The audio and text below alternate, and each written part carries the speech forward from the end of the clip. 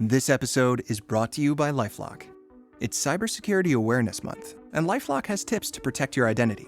Use strong passwords, set up multi-factor authentication, report phishing, and update the software on your devices. And for comprehensive identity protection, let LifeLock alert you to suspicious uses of your personal information. LifeLock also fixes identity theft, guaranteed or your money back. Stay smart, safe, and protected with a 30-day free trial at LifeLock.com/podcast. Terms apply. Welcome back to another edition of the Disney Dish podcast with Jim Hill. It's me, Len Testa, and this is our show for the week of Schmurz Day, August 28th, 2023. On the show today, news, listener questions. Then in our main segment, Jim Hill and Jim Shull tell us about the development of Star Wars Galaxy's Edge on the anniversary of its Walt Disney World opening in 2019. Let's get started by bringing in the man who says that he's only your fiancé if he's from the fiancé region of France. Otherwise, he's just your sparkling boyfriend. A Prosecco, if you will. It's Mr. Jim Hill. Jim, how's it going? Oh, Prosecco. I love Thank that you. term. By the way, September 1st, Nancy and I will be celebrating our 26th anniversary. Congratulations. Yeah, just prior to this podcast, I went to her and asked, am I still your sparkling boyfriend? And her response was, hang on, I haven't heard back from the courthouse yet about the restraining order. Not looking good, Len. Exactly. Not looking good. I'm rooting for you, though, Jim. Thank you. Also, would like to introduce a special guest for the show today. It's the former Executive Creative Director of Walt Disney Imagineering, Mr. Jim Shull. Jim, how's it going? Oh, it's going great, Len. Thanks for having me back on the show. I can't wait to get started this time. Jim Shull, did you make it through the combination hurricane and earthquake, the hurricane?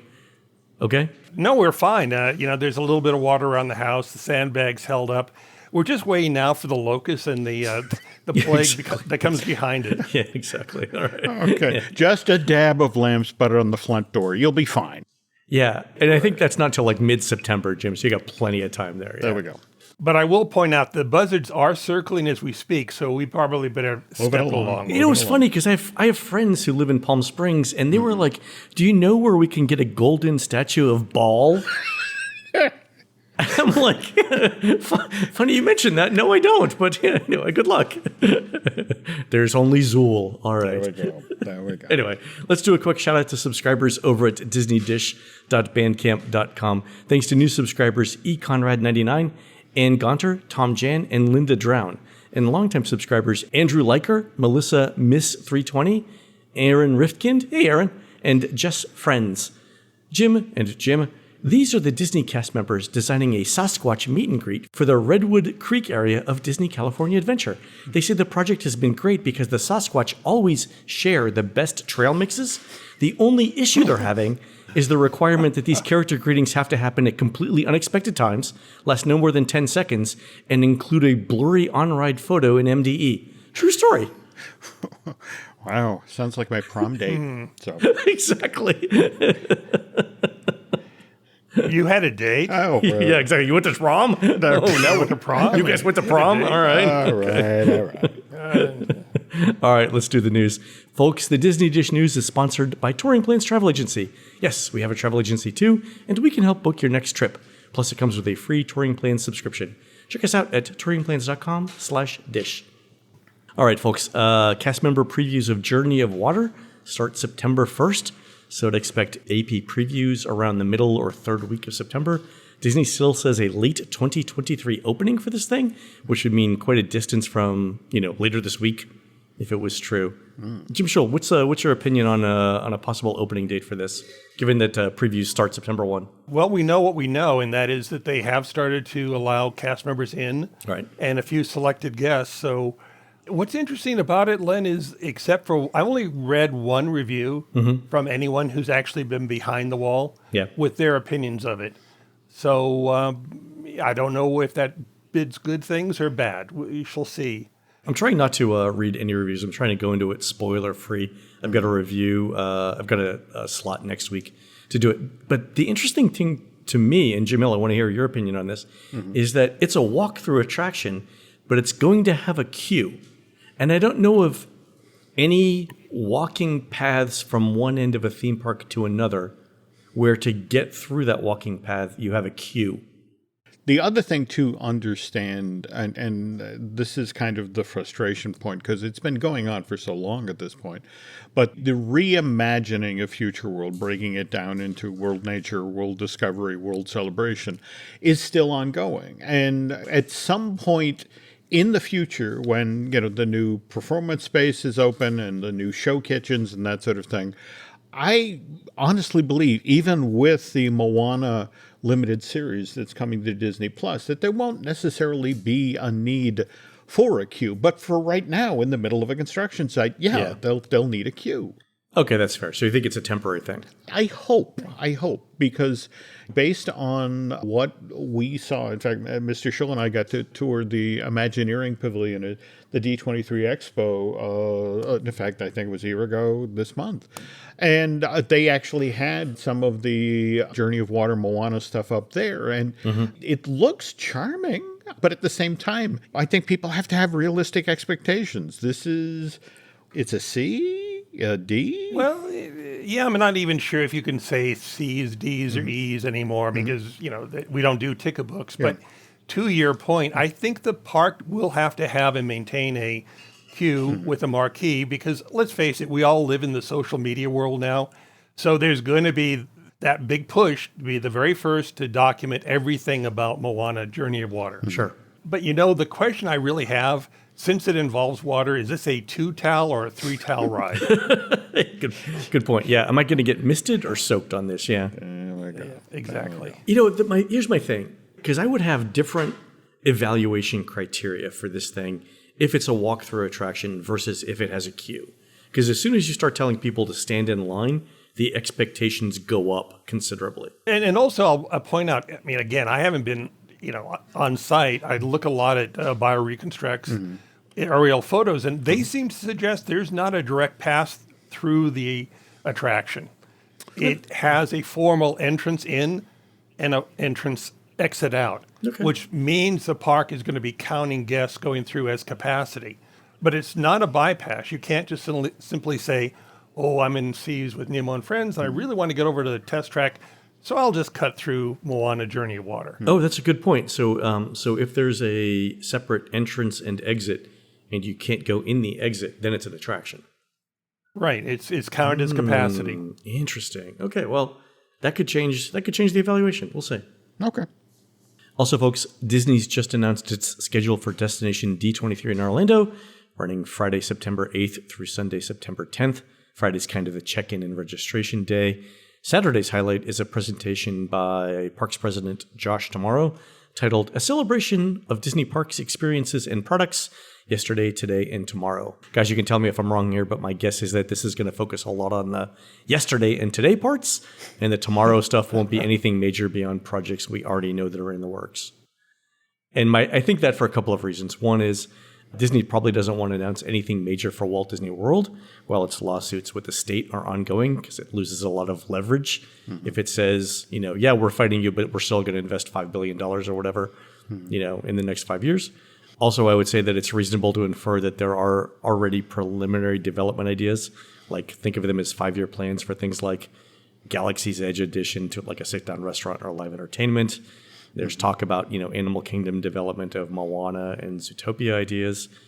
But beyond that, guys, what do you think in terms of what might happen during this talk? Jim Shull, I'll start with you. Well, again, I'm going to turn to Magic 8 Ball, and it says basically very cloudy.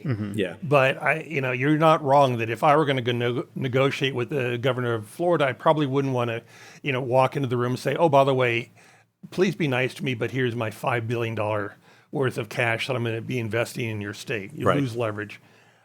The second note I'll make is, again, having 3 decades plus of experience, working in Florida is a very different place than anywhere else because you have so many parks, hotels, and other things for people to do. It takes time, and there are a lot of moving parts before you get the green light to do anything. And it is worth noting that the last quarterly earnings call, Disney did release sort of a timeline for all of the projects it's had in the works. And the very last thing went live in 2026, which, remember, Mr. Iger just extended his own deal to December of 2026. So that's another consideration here, to the effect of what can a Bob Iger put in motion when the time schedule for stuff that gets built at the park, even if you turn key today, 3 years, 4 years? 5. Well, there it we can go. be five for a large project. But also remember this,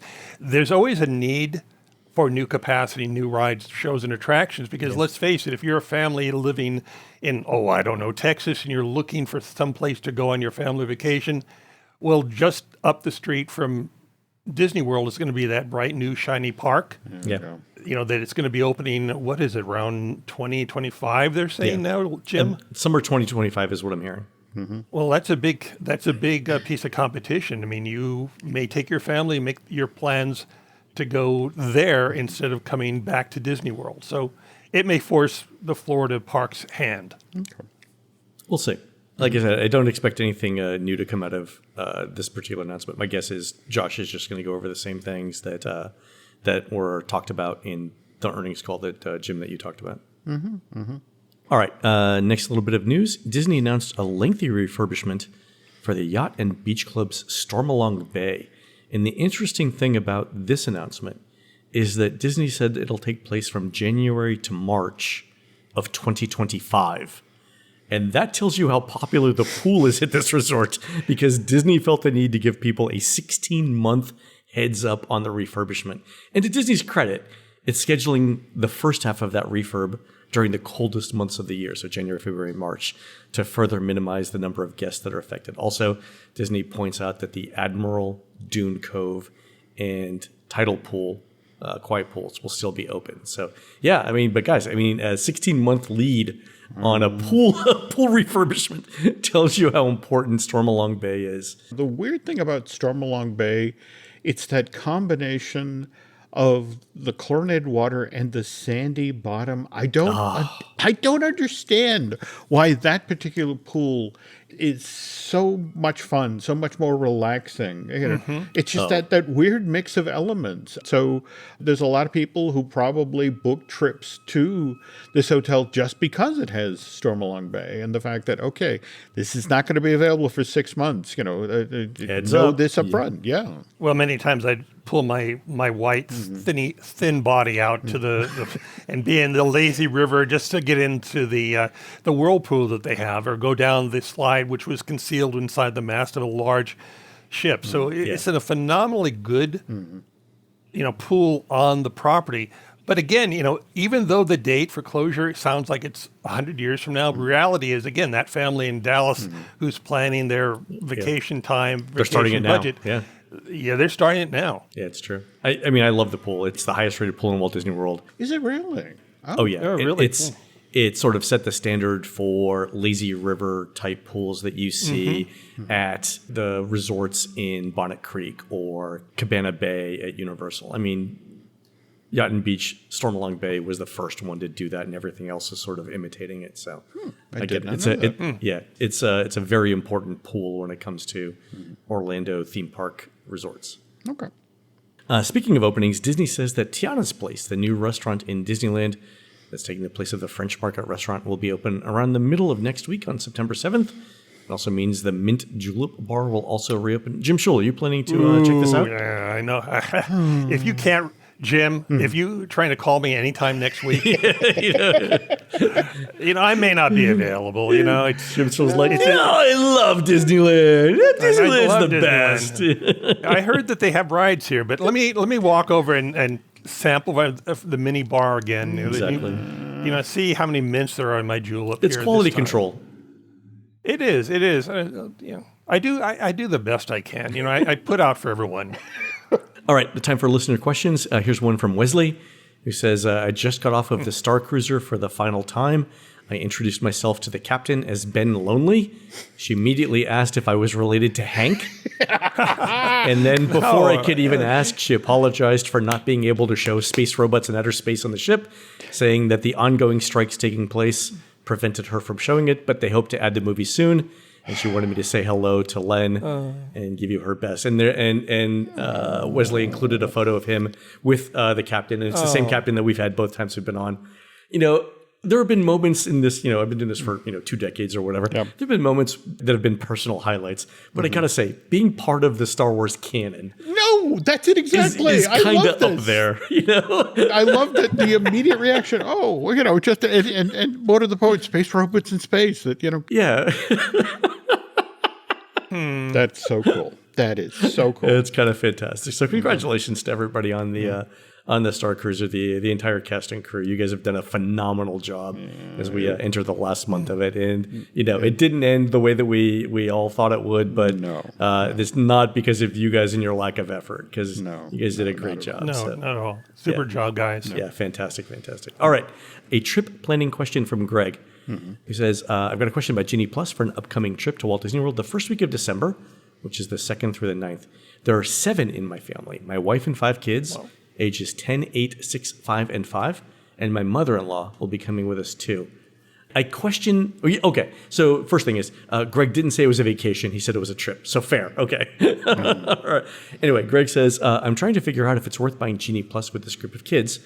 Any purchase we make is multiplied by 8, so $25 per person per day really adds up. Plus, we'll probably take breaks midday.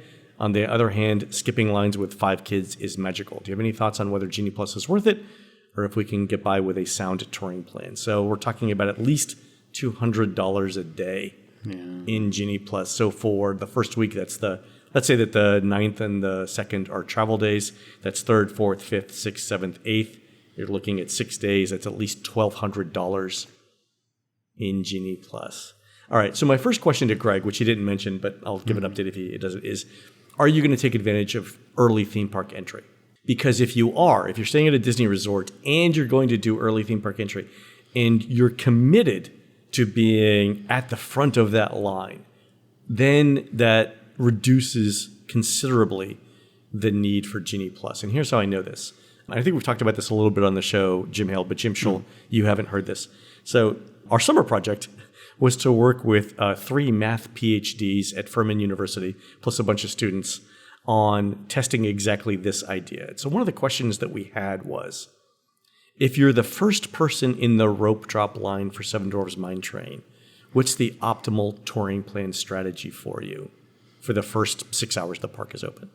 And if you're in the middle of that group, does your strategy change? Or if you're at the end, do you have to do something completely different? So just to make it realistic, I'll give you these numbers, which we counted in the Magic Kingdom. So on crowd level 6 day back in May, we counted 1,000 people in line, in the rope drop line for Seven Dwarfs Mine Train. And one of the things that we noticed was it took almost 20 minutes for that 1,000 people, once the rope dropped, to form a line and get into line at Seven Dwarfs Mine Train. It didn't take them 20 minutes to get on the ride.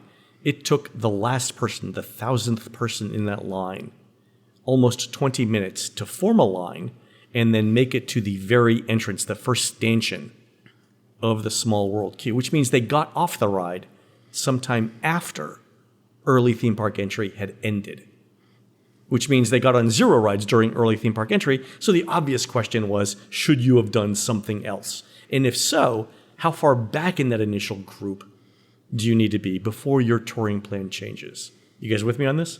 Yeah. Oh, this is a math problem. It's a math problem, exactly. So we did a couple of things. One of the things that the Furman team came up with was simulations that tell you how long you expect to wait at all of the open attractions for early theme park entry. And the way that we got that was by positioning Chrissy and a bunch of researchers at the entrance to each ride every day and just counted how many people got in line. Like from 8:30 to 8:31, we counted 38 people, getting in the standby line. And then, from 8:31 to 8:32, 47 people or whatever. And the interesting thing that Furman came up with was, of those 1,000 people, you're probably okay with your initial strategy if you're in the first block of 400. But the 400th person in line, or the 401st person in line, once they get on Seven Dwarfs Mine Train, should probably do something else other than what the initial group did, because they're going to take so long to get through the ride that lines have built up at the other attractions so much that they need a different strategy. And if you're the 1,000th person in line, maybe Seven Dwarfs isn't the best attraction for you. The thing we're trying to figure out now is how often does Seven Dwarfs not open for early theme park entry, and can we factor that into the decision that you need to make? So we'll know a little bit more about that. But once Greg gets back to us with a resort and the early theme park entry thing, we'll tell you more. But anyway, that's basically how we spent our summer vacation. That's fascinating. But I would also, if I were in that position walking up to Seven Dwarfs, one thing I might ask would be of the operator is, are you running the full complement of trains when you open? Mm-hmm. Because then you have more of a sense of what's your throughput. How long, because the trains only take not less than a certain amount of time to get through a cycle. Yeah. I mean, in other words, from the station on the ride back to the station, and that's X number of people. And then you can calculate the number of people in line to calculate essentially how long it's going to take. So we also have somebody counting the dispatch time as well, which is how we did the simulation. So yeah. So I think the median time is somewhere between 45 and 50 seconds per dispatch. In regard to like Small World, I mean, so somebody's literally standing outside the entrance. I mean, isn't there also a point inside of the Pinocchio house, the village house, where you can actually look down on the boats being dispatched from there? Yeah, there is. The windows are still there, and you can still do it. Yeah, it's better if you can stand in front of the entrance, because it also tells you once they're in the line, they tend to clump up a little bit more. And if you're talking about the intra-arrival time, the number of seconds between guests, it's easier to get it at the entrance. Interesting. If people stop to like take pictures on that, once you get in, there's that little bridge where so if people stop to do that, it kind of screws that up. Yeah. So. Okay. All right. Last question is from Brent in Australia. He says, Dear Jim and Len, do you have any idea why Imagineering or Disney hasn't thought of dropping Mystic Manor or a version of it into Animal Kingdom? From what I hear, it's one of the best rides Imagineering has ever produced. Any thoughts, as it seems like it would be a home run for Disney with Epic Universe not far off? All right, so Jim Shull, I want to hear your answer to this as well, because I don't know what Imagineering's policy is on having two similar rides in different parks at the same resort.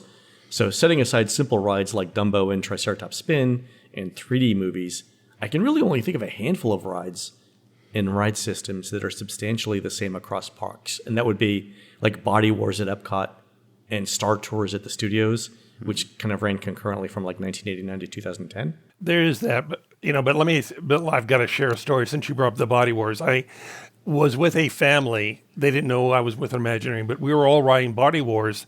They got off, and the first thing the preteen son said is, "Oh, this is just a ripoff of Star Tours." Wow.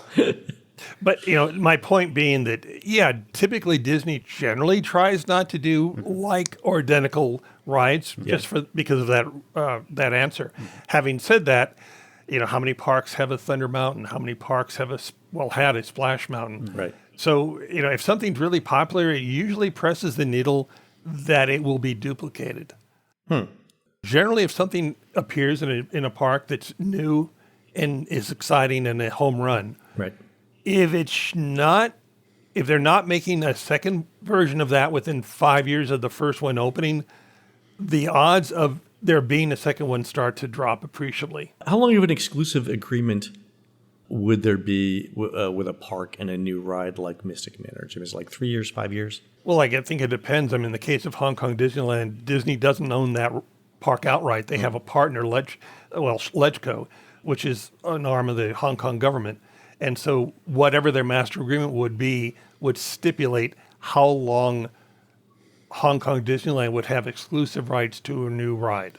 And that would vary park by park. It is a shame because, I think we've all seen, I think Mr. Shull has actually ridden Mystic Manor, but, the rest of us have seen the videos, and it's charming, sort of very different take on a haunted mansion that is one of those things that could fit in a castle park. It could fit Animal Kingdom. Hell, you could find a place in the studios for it. Just listening to the Danny Elfman score is worth the price of building it. Oh yeah, absolutely. And since it's sort of like animal based, I could definitely see like a Zootopia overlay, on that. Interesting. Okay. Yeah. Well, I do love Albert the monkey, so I'm on board with that. There we go. Also, so one other line that I had written for this that I didn't get a chance to use, so I will use it now, is you could argue that Navi River Journey is either It's a Small Pandora or the Grand Fiesta Tour. And I actually translated the words Grand Fiesta Tour in Navi, which is Lanal Fixtosa Tesop. Trying to push the frontiers of podcast journalism here, guys. Okay. All right. Oh, you have entirely so much time on Too your much time. hands, Too much Len. time. This is what happens when I'm like, you know what? I'm just going to eat lunch and try and fill in the rest of the show notes. Anyway, we're going to take a quick commercial break, folks. When we come back, Jim and Jim tell us about the design trade-offs that happened during the development of Star Wars Galaxy's Edge, which opened at Walt Disney World this week, back in 2019. We'll be right back. This episode is brought to you by Sweet Tarts Candy. Sweet Tarts dare to combine unexpected flavors. And when they did, something unbelievable was created. Sweet Tarts Ropes. The perfect combination of sweet and tart flavors in a soft and chewy rope. Sweet Tarts Ropes aren't just the candy you grab when you want a little treat. They're the candy you deserve. Sweet Tarts. Dare to combine. Visit sweettartscandy.com to shop now. Walmart Business saves you time, money, and hassle, which means you can focus on what really matters. Like putting the money you save back into what you do. Spending more time training your team, filling orders, and finding new clients. Anything and everything, right down to, oh, that's the one, choosing the best hold music. Walmart Business. It's the Walmart you love, now for your business. Learn more at business.walmart.com. Experience a membership that backs what you're building with American Express Business Platinum. Enjoy complimentary access to the American Express Global Lounge Collection and a welcome offer of 200,000 points after you spend $20,000 on purchases on the card within your first 3 months of membership. American Express Business Platinum. There's nothing like it. Terms apply. Learn more at americanexpress.com/business-platinum. This is Monday, August 28th, which means that 4 years ago today, the Florida version of Star Wars Galaxy's Edge was formally dedicated by then chairman of the Disney Parks, Bob Chapek. Whatever happened to that guy? No, I know. The thing I remember about this opening day is, you guys know that the walkway between the boardwalk and Hollywood Studios, right? Yep. I remember it being cold for some reason and sitting under that bridge, which is where Disney security stopped us for the opening, starting at like 1:30 in the morning. Oh. And I remember I brought snacks and I was like, hey, I will give you these snacks if you let me join your group up in the front of this line, and then basically fed everybody behind me in line to let me cut in because I wanted to be in the initial group. Yeah, and it worked. I mean, it was I think it was like $700 in snacks that they gave out. But whatever, I was in that initial group, so it was fine, Okay. So anyway, yeah. In these inflated times, what would that be today? 700 at 8%? Yeah, it's probably like $1,100. I can't count. Yeah, I can't count that high. Okay. Anyway, Jim Hill, a lot of stuff had to happen before Hollywood Studios opened Galaxy's Edge, right? Oh, yeah. Yeah. I mean, for that 14-acre addition to happen, that meant the studio lost its Streets of America area. Remember, that was home of the hugely popular Osborne family spectacle of dancing lights, not to mention Lights Motor Action, Extreme Sun Show, and Catastrophe Canyon. Meanwhile, out in California, to allow room for the West Coast version of this, they pared away the end of Tom Sawyer's Island. They shortened the Rivers of America, and we also lost Big Thunder Ranch, right? Right, we lost all of those. But you can't make an omelet without eggs. And in that case, Disneyland's always been compared to being a Swiss watch, meaning that you don't have the luxury of room. Yeah. So when you want to build something really big, something else equally big has to come out. And that was the case with Galaxy's Edge in Anaheim. Though you mentioned your own story about the Osborne lights and who you got to share the bit of Christmas cheer with.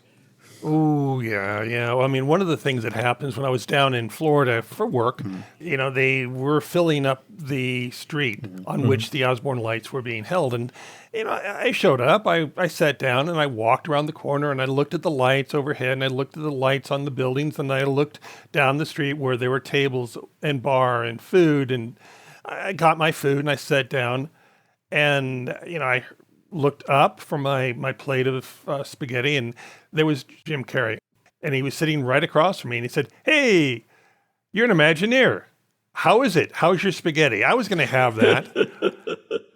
Oh, it's good. How's your spaghetti? That's a good question to lead with. I mean, that's very specific. No, he was a very charming, very personable man. He was obviously still under contract working with the Disney company on various projects, and he loves Disney, loves the parks, and we spent the next hour just chit-chatting about all things Disney. But I've got to tell you, I still don't know what he was doing there specifically, nor do I know why I was there. Didn't they once have the Ace Ventura character show? Maybe, Jim was there to bring about the revival of the Ace Ventura character show. Well, that may be that. Yeah, that may be true. But again, it was a good example of what we're about to talk about in depth, which is the luxury tax, because that street was constantly being used for these private parties and private events. And it was a sacrifice to take that part of the park away to build Galaxy's Edge. But when the time came to make the choice between the two, do you want Galaxy's Edge or do you want the Osborne streetlights? Guess what won? But okay, now we were mentioned previously the Anaheim version of Galaxy's Edge. And, one of the things we lost with that was the pony farm, which the Popes held. They operated that on site before there was a Disneyland, right? I think it was the very first thing to go in. And so can you talk about what they did for that 14-acre thing to go in? The 10-acre Pope facility, the Circle D back there had to go someplace.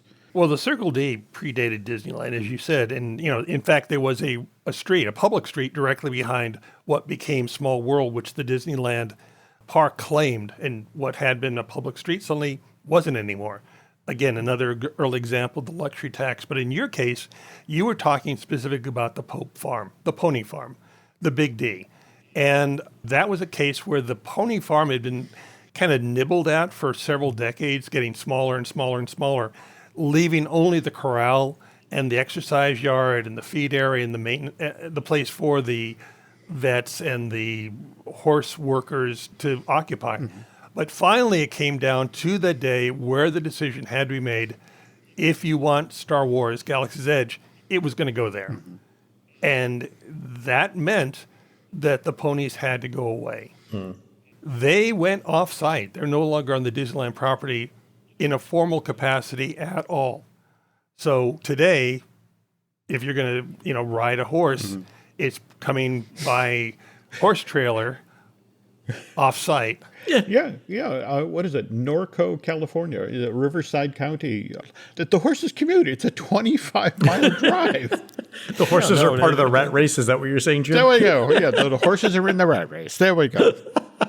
They work hard for their money or their oats. But there is, there is a little bit of a break area for horses because even horses need a break area. Mm-hmm. So even though there's no Big D, there is a small yard for when a horse has to leave, take a break, have some oats, smoke a cigar, and then they go and sit. And then, when they get the call back, they go back on stage to be harnessed up again to make the magic. Okay, so Jim Shull, is the term luxury tax actually something that's used inside Imagineering? Well, actually, it's something I think I brought up. As a property owner, I know, and I'm sure you guys do as well. You get a property tax every year. You don't have a choice in the matter. You pay it. Mm-hmm. Or if you buy something, you're going to be paying a sales tax.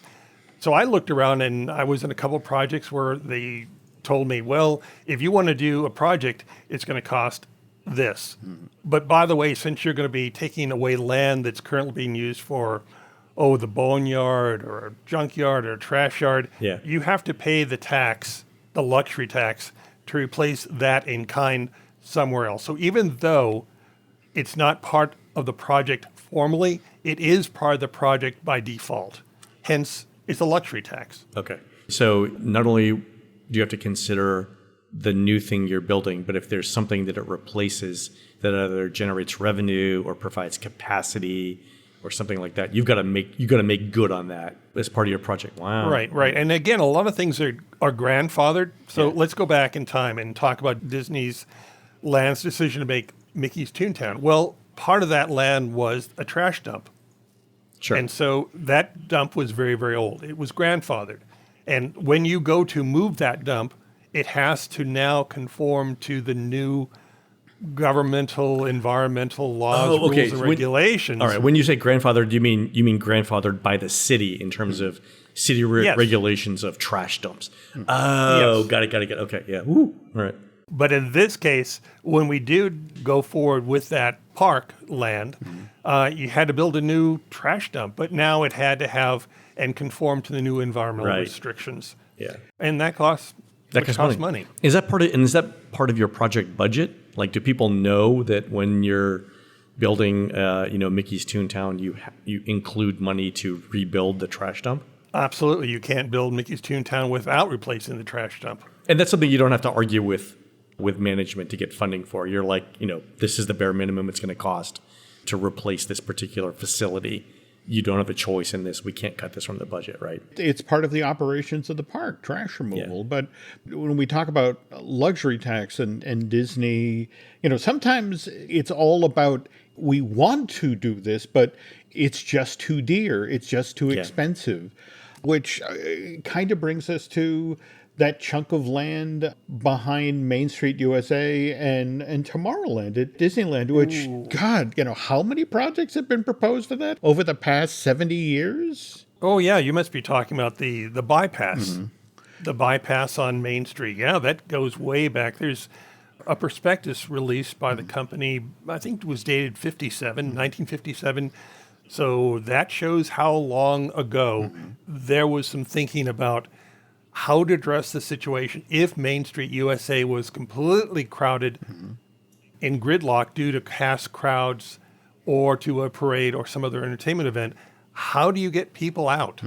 Well, the solution was to create this bypass alleyway behind Main Street USA so people could leave from the hub, walk behind Main Street, the Main Street shops and buildings and restaurants, and exit back onto the train, near the train area, and then out.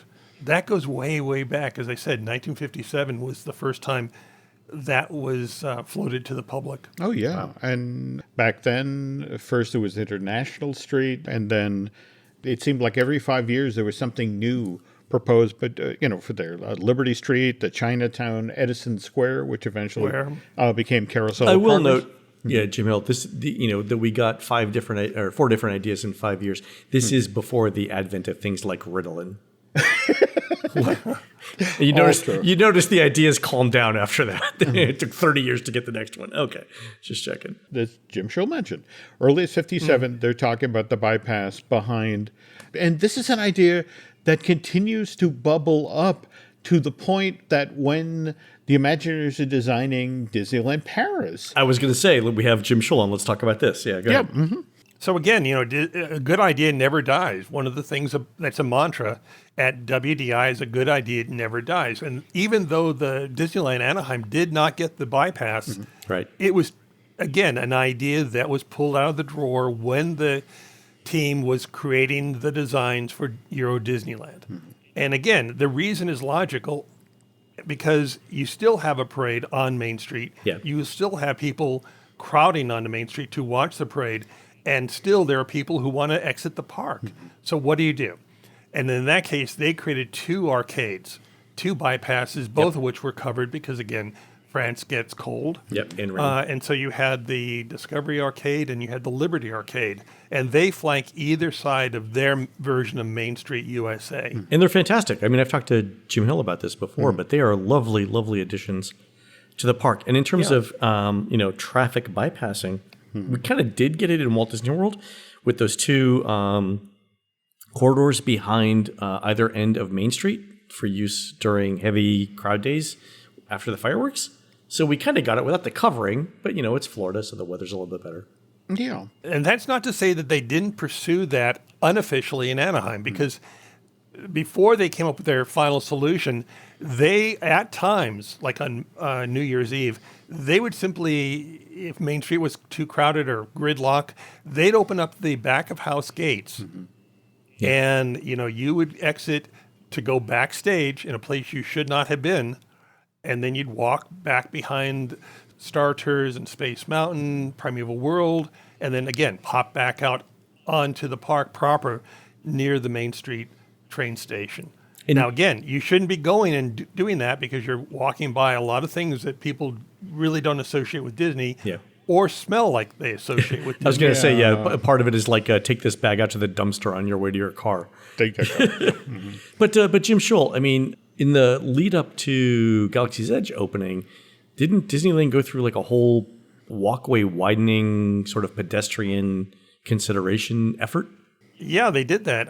And again, sometimes a big project happens as part of a, bigger project. And in the case of Galaxy's Edge, when they decided to go down that road, they did do a lot of walkways. There's a walkway expansion to Frontierland, Adventureland, near Hungry Bear Restaurant. It used to be able to dine on the lower floor right on the Rivers of America.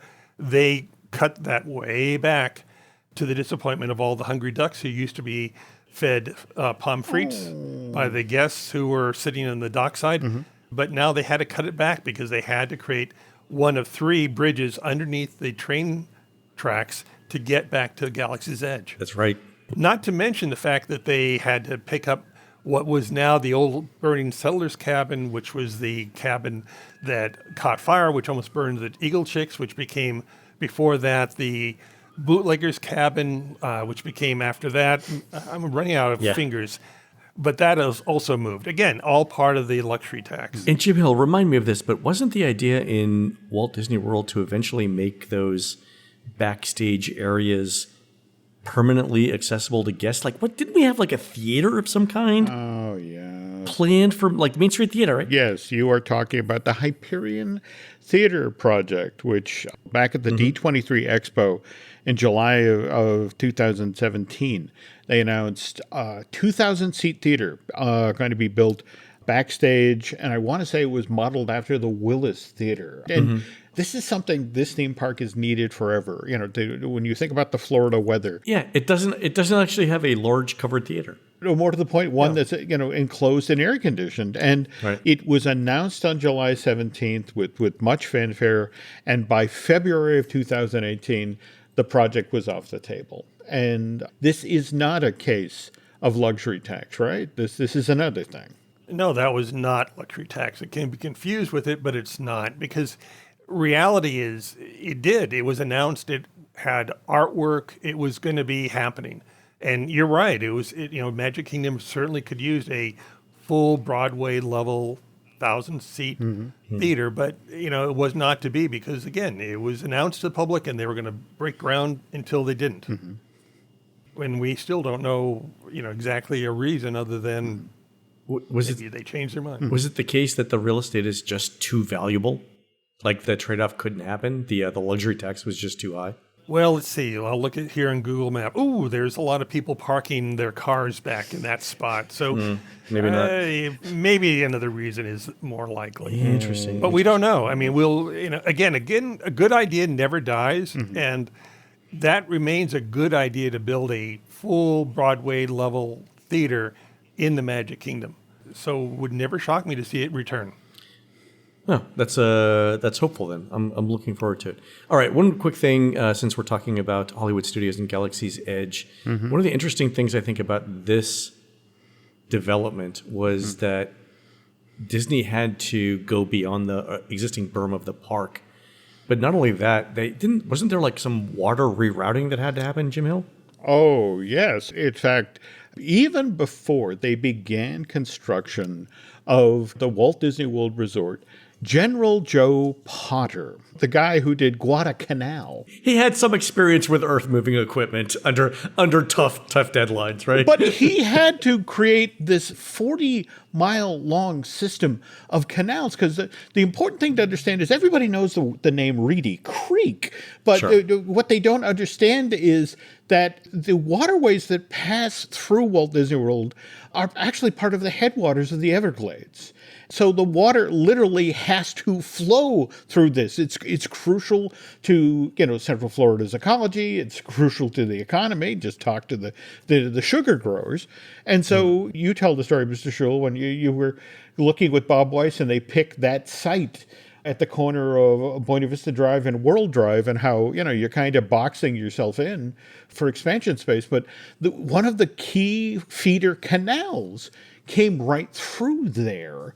And so when it came time to build the studio, it was just a question of we build around the canal. So the Eiffel Tower was on one side of the canal, and like the actual path for the tram tour was on the other?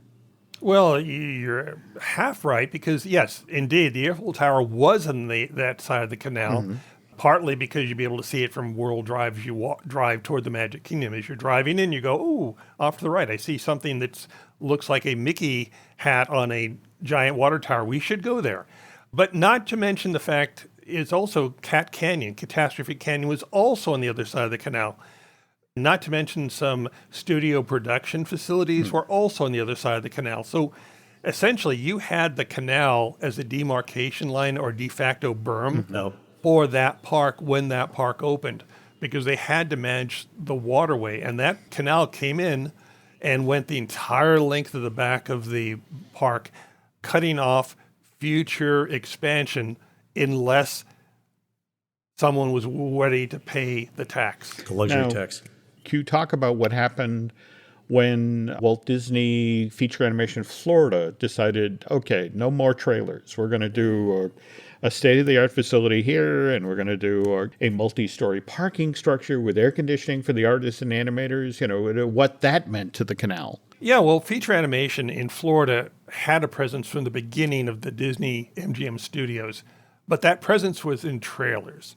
The art of animation that guests would go into had a very small area, but it really wasn't given over to the serious animators who were doing movies like, Brother Bear and Mulan and others. They lived in trailers. However, there was a lot of interest in growing that group in Florida, and they couldn't live in trailers forever. And so they decided, hey, let's go build them a multi-story building. And because we're going to hire more animators for that multi-story building, they also need a parking garage. And so they started to pay the luxury tax in installments. And that parking garage and feature animation new building meant that they had to place it on top of the canal, or in this case, in the canal. Which they couldn't do because, it would sink. So their solution was to then put a giant covered concrete canal roof over that entire area. They enclosed a canal. They encased the canal in that portion. I love because it. again, as we said earlier, you can't make that water go away. No, People down south will write you nastygrams. So that water is not going away. So they put a roof over it, and the canal continues to flow in that same channel, but underneath feature animation and that parking garage. One of the things that I love about talking about the luxury tax in Star Wars, especially with the canal, is that if you look at the Google map of the Star Wars Galactic Star Cruiser, it's on the other side of that canal. And Disney had to build a bridge to get you over the canal. And I think that's one of the reasons, there are many reasons why you're in a windowless van going from the Star Cruiser to the studios, but I think that's part of it, so you don't see they're going over the canal. And for me, what's fascinating is what started with Feature Animation Florida and that parking garage, then just continued with Toy Story Land. And as you mentioned, Star Wars Galaxy's Edge, and now literally out into the parking lot to where the soon-to-be-closed Galactic Star Cruiser sits. So that is entirely true, because, again, we talked about the installment plan to pay for the luxury tax. Well, that first piece of the canal is now covered for feature animation. But the second part and the rest of the canal had to be covered when the Disney company decided to move forward with building Toy Story Mania and all of Toy Story Land. And not to mention those 14 acres of Star Wars Galaxy's Edge. So that all had to change. Now that I'm looking at the map of Hollywood Studios, there is a little bit of an expansion pad north of Rock and Roller Coaster. But really, if you wanted to expand, you would have to go south past that canal, where Star Wars Galactic Star Cruiser is. And you'd also have to take out half of the Olaf parking lot, or a third of the, but you could sort of rotate that around to take up some of the existing space and still have a really decent chunk of change to expand the park. Like you could probably expand the park by 40% if you needed to. If you're willing to, Jim Shull, on your point, pave over part of that canal or, put a concrete bridge.